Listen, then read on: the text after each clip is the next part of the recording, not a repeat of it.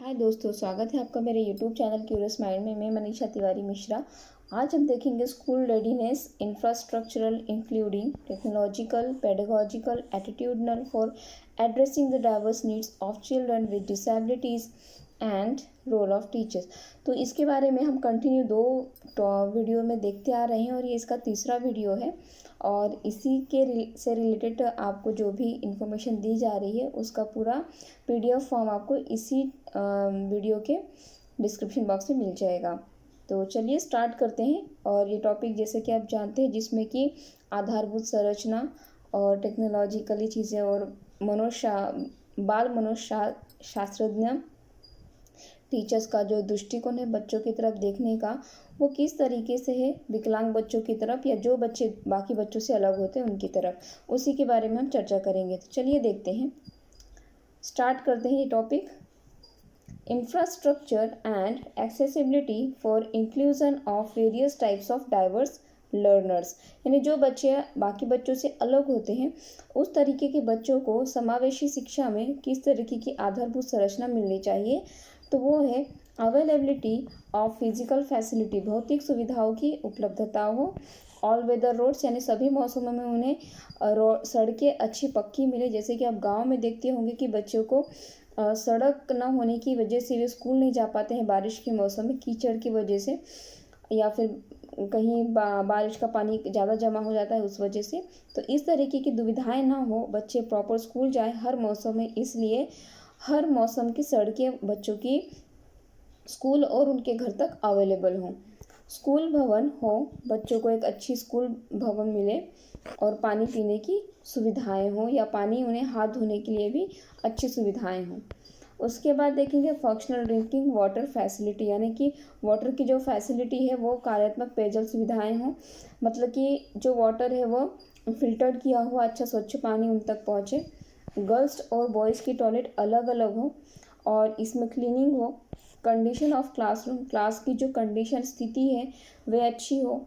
बच्चों का जो क्लासरूम है उनकी क्लास के हिसाब से होना चाहिए। उनकी टेक्स्ट बुक की कुछ चीज़ें अगर दीवारों पर ही पेंटेड की हुई हो या फिर न्यूमेरिकल्स अगर या फिर टेबल्स कुछ उनमें लिख दिए जाएं तो बच्चों के लिए क्लास एक बहुत ही अच्छा पढ़ाई का माहौल बना देता है। बाउंड्री वॉल होना चाहिए, जो भी बच्चों की स्कूल की जो बाउंड्री होती है, सीमा होती है, वहाँ पे एक अच्छी पक्की दीवार होनी चाहिए। प्लेग्राउंड होना चाहिए बच्चों की खेल के लिए।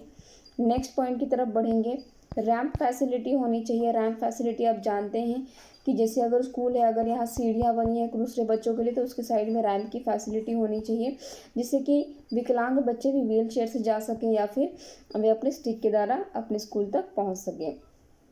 इलेक्ट्रिसिटी की अच्छी फैसिलिटी हो जिस वजह से बच्चों की पढ़ाई में कोई दिक्कत ना हो और उन्हें कंप्यूटर में कोई दिक्कत ना हो कंप्यूटर सीखने में, तो इलेक्ट्रिसिटी फैसिलिटी अच्छी हो। लाइब्रेरी की फैसिलिटी हो ताकि बच्चे पढ़ाई के उपरांत भी कुछ अच्छा ज्ञान प्राप्त कर सकें। कंप्यूटर की फैसिलिटी हो, बच्चे कंप्यूटर सीखें। LAC फैसिलिटी हो, LAC का मतलब क्या होगा, कंप्यूटर एडेड लर्निंग, ठीक है।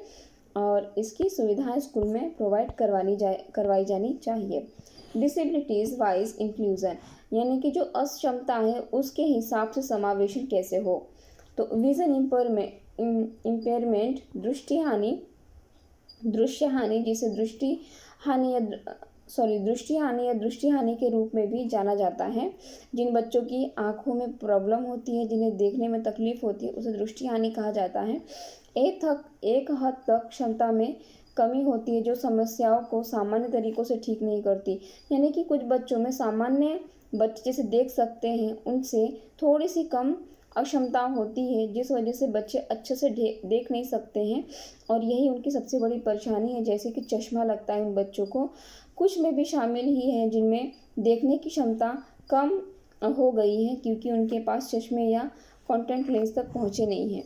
और कभी कभी कुछ बच्चों के अंदर ऐसा होता है कि उनकी देखने की क्षमता बहुत ज़्यादा कम हो जाती है और इसका कारण ये है क्योंकि उनके पास ग्लास या फिर कॉन्टैक्ट लेंसेस नहीं है, यानी कि उनके पास चश्मे की सुविधाएं न होने की वजह से बच्चों के अंदर देखने की अक्षमता बढ़ती जाती है।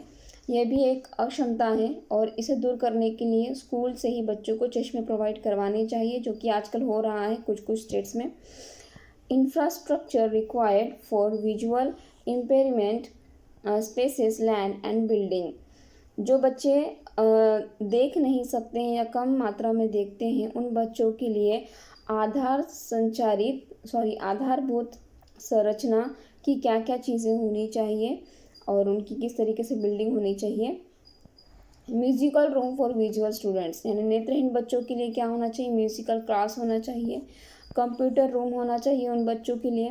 टाइपिंग रूम होना चाहिए ताकि बच्चे टच करके उस चीज़ को सीखें। ब्रेल लाइब्रेरी होनी चाहिए ताकि बच्चे पढ़ाई के उपरांत भी कुछ और नई चीज़ें लाइब्रेरी के द्वारा सीखें। इन चीज़ों की सुविधाएं हों, उसके साथ ब्रेल लर्निंग मटेरियल होना चाहिए कि जो बच्चे ब्रेल सीख रहे हैं उसका पूरा मटेरियल हो उनके पास। Visual impaired students activity room, यानी जो बच्चे नेत्रहीन हैं उनके लिए एक अलग सी गतिविधि कक्ष होना चाहिए ताकि वे बच्चे भी बाकी बच्चों की तरह बाकी सेंसर्स से, यानी सिर्फ उन्हें दिखाई नहीं दे रहा है बट अदर एक्टिविटीज़ के द्वारा वे बेहतर तरीके से सीख पाएँ और सोशली हो पाएँ। Deaf and hard of hearing, बच्चे बोल ना पाएँ या फिर जिन्हें सुनने में तकलीफ है वो बच्चे हो इसमें।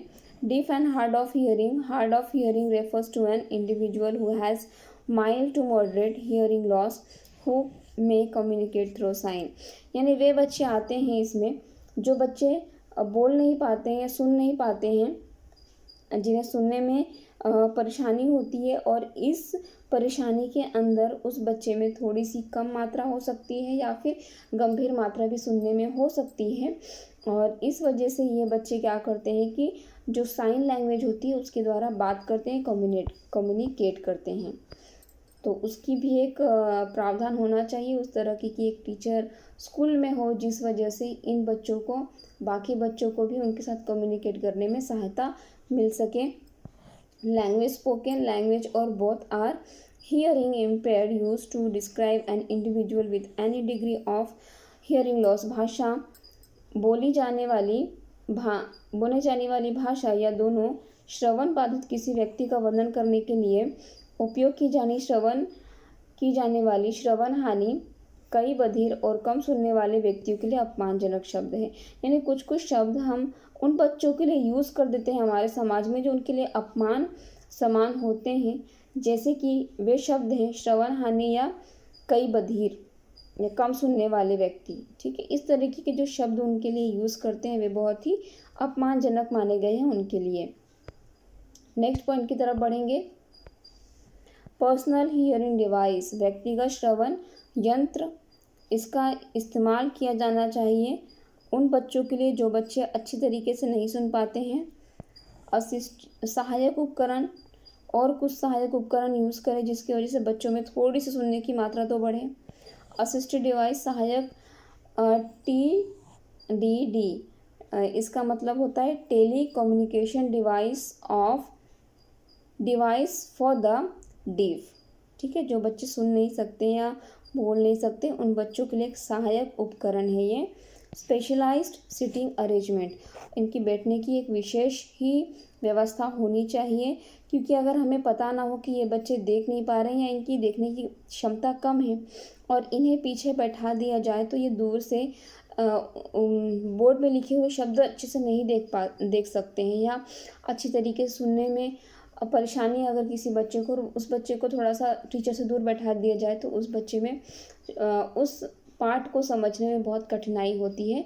इसलिए ऐसे बच्चों की व्यवस्था सामने ही हो और बेहतर हो ताकि ये भी बच्चे बाकी बच्चों की तरह पढ़ाई कर सकें। Counselling for deaf and hard of hearing, बधिरों और सुनने में कठिन के लिए परामर्श करना, उनके लिए काउंसलिंग लेना, उन्हें हिम्मत देना कि उनके अंदर जो कमी है वो सिर्फ अकेले नहीं है इस दुनिया में, ऐसे बहुत से लोग हैं बट इसके भी कई रास्ते हैं और उन्हें मोटिवेट करें, प्रोत्साहित करें इस काउंसलिंग के द्वारा, उनके अंदर कॉन्फिडेंस जागे और वे अपने स्कूल को कंटिन्यू करें और किसी और चीज़ों से हताश न होकर अपनी पढ़ाई पर फोकस करें। इसलिए इनकी काउंसलिंग भी ज़रूरी है टाइम टू टाइम। बधिरों या सुनने में कठिन के लिए सकर्मक व्यावसायिक सेवाएं, इन बच्चों के लिए सर्विसेज देनी चाहिए क्योंकि अगर इन्हें वोकेशनली या ट्रांसिटिव सकर्मक किसी और के खुद से इन्हें हम एक सर्विस दे सकते हैं, व्यावसायिक सेवाएं दे सकते हैं या किसी और के द्वारा। इससे क्या होगा, ये बच्चे भी सोचेंगे कि ये भी इंडिपेंडेंट हो सकते हैं, और या फिर किसी और की सहायता से इन्हें ये लगेगा कि ये भी अकेले नहीं है, और लोगों के अंदर भी इनके प्रति जागरूकता और इनके प्रति मदद करने की जो संवेग वाली जो इमोशंस है वो क्रिएट होते हैं। नेक्स्ट पॉइंट की तरफ बढ़ेंगे। अदर इंफ्रास्ट्रक्चर, और दूसरे आधारभूत संरचना। Reduce visual distraction, reduce auditory distractions, यानी कि दृश्य विकर्षणों को कम करे, श्रवण विकर्षणों को कम करे, यानी देखने में जो परेशानी है उसे जितना ज़्यादा हो सके उसे कम किया जाए। कई तरीके हैं, कई विधियाँ हैं, उसे अपनाई जाए।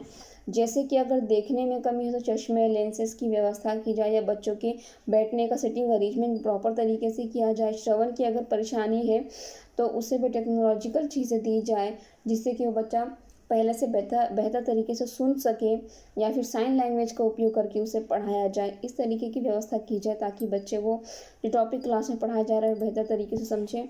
ऑप्टन students attention prior to speaking, बच्चों का पहले अटेंशन यानी पूरा ध्यान अपनी तरफ आकर्षित करे और उसके बाद बोले, यानी बोलने से पहले बच्चों का ध्यान आकर्षित करे और उसके बाद बोले। इसका मतलब ये है कि वे जो बच्चे हैं, जो दृष्टिबाधित है, जो सुनने में कमज़ोर है, उनका पहले ध्यान पूरा आकर्षित हो जाए और उसके बाद बोलेंगे तो वे बच्चे भी अच्छी तरीके से समझेंगे कि बोला क्या जा रहा है क्लास में। और भाषण पढ़ने की स्थिति को बढ़ाएं, यानी जो बच्चों की जो स्पीकिंग है उसे बढ़ाना चाहिए।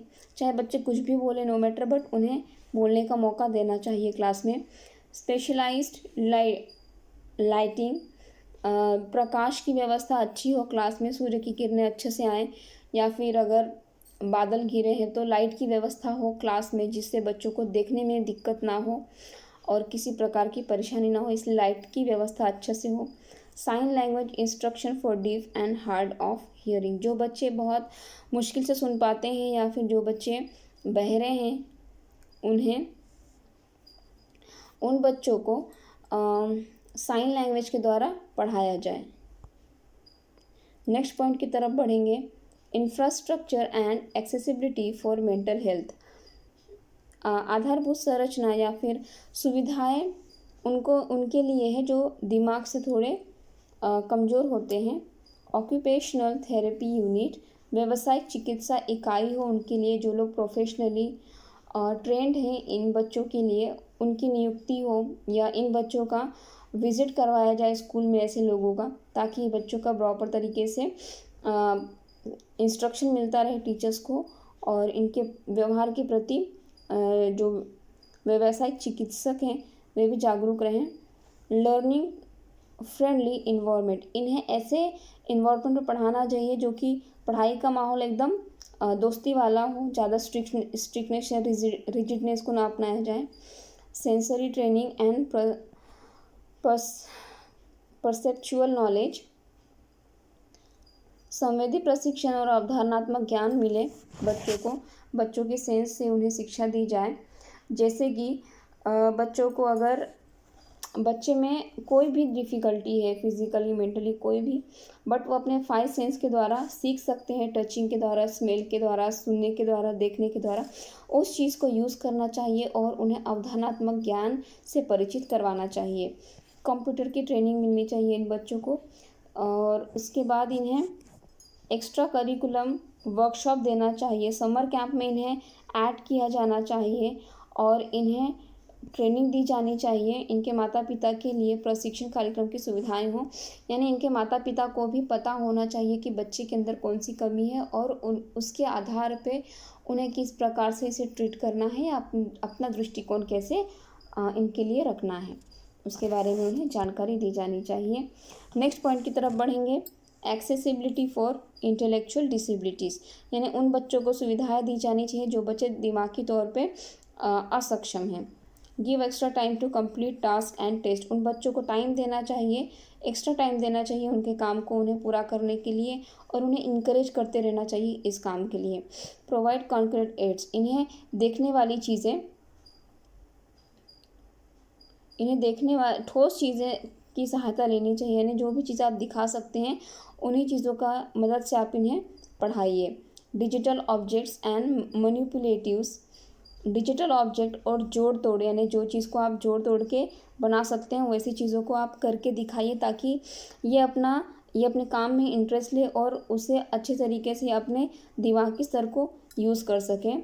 ड्राइंग्स इसमें कर सकते हैं, डायग्राम्स यूज़ कर सकते हैं, और mathematical tools of support a new learning और the completion of the task. इनके टास्क को कंप्लीट करने के लिए हमें सपोर्ट के तौर पे मैथ्स को भी यूज़ करना चाहिए, और मैथ्स के जो टूल्स हैं जैसे अबैकस है या फिर और भी कुछ दूसरे टूल्स हैं उन्हें यूज़ करना चाहिए, मज़ेदार बनाना चाहिए, ताकि ये बच्चे अपने टास्क को कंप्लीट करने में इंटरेस्ट लें और इसे अच्छे तरीके से जल्दी करने की कोशिश करें। Assign a smaller work load, और एक छोटा कार्यभार असाइन करें। इनके लिए बहुत बड़ी चीज़ें न दें, बहुत बड़ा होमवर्क न दें, छोटी छोटी सी चीज़ें इनके लिए डिसाइड करें। एक छोटा सा भी होमवर्क करके आते हैं तो इसके लिए भी इन्हें बहुत इंकरेज करें। Break task into manageable chunks, कार्यों में प्रबंधनीय झंकार में तोड़ दें। ऐसा कुछ नहीं है, यहाँ पे गलती हो गई है चंक्स का। तो उनके जो कार्य हैं वे ज़्यादा प्रतिबंधित ना हो, उस चीज़ में उन्हें फ्रीडम मिले। ज़्यादा इसमें स्ट्रिक्ट हम व्यवहार नहीं कर सकते इन बच्चों को। इनके लेवल में जाके इन्हें पढ़ाना है तो इन्हें एकदम प्रतिबंधित करके नहीं रख सकते हैं आप, उन्हें थोड़ा सा तोड़ना पड़ेगा आपको रूल्स उसके। नेक्स्ट पॉइंट की तरफ बढ़ेंगे, इंफ्रास्ट्रक्चर फॉर फिजिकल डिसेबिलिटी, यानी जो बच्चे शारीरिक तौर पे असक्षम हैं उनके लिए क्या क्या सुविधाएं होनी चाहिए। Creation of the ramps and accessible toilets, यानी कि रैम्प्स की व्यवस्था होनी चाहिए स्कूल में, ताकि बच्चा व्हील चेयर से या फिर अपने स्टिक के सहारे अपने स्कूल में जा सके, या वहाँ ऊपर जैसे ऊंचाई में स्कूल है तो वहाँ चढ़ सके।